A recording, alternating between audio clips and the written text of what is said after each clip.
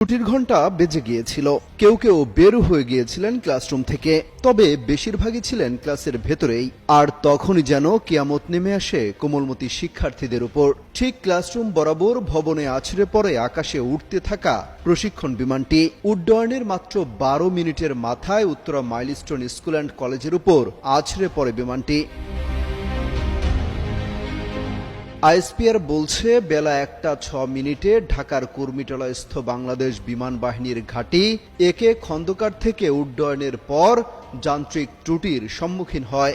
দুর্ঘটনা মোকাবেলায় এবং বড় ধরনের ক্ষয়ক্ষতি এড়াতে উক্ত বিমানের বৈমানিক ফ্লাইট লেফটেন্যান্ট মোহাম্মদ তৌকির ইসলাম বিমানটিকে ঘনবসতি এলাকা থেকে জনবিরল এলাকায় নিয়ে যাওয়ার সর্বাত্মক চেষ্টা করেছিলেন। কিন্তু দুর্ভাগ্যবশত বিমানটি ঢাকার দিয়াবাড়ির মাইলস্টোন স্কুল অ্যান্ড কলেজের দোতলার একটি ভবনে অনাকাঙ্ক্ষিত দুর্ঘটনায় বিধ্বস্ত হয়েছে।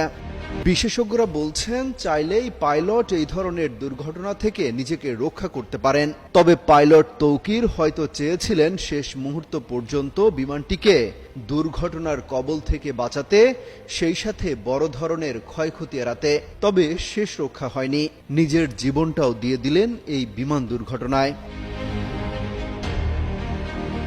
এই আকস্মিক দুর্ঘটনায় বৈমানিক সহ 19 জন নিহত এবং 164 জন দগ্ধ হয়েছেন। আহত সবাইকে বিমান বাহিনীর হেলিকপ্টার সহ অ্যাম্বুলেন্সের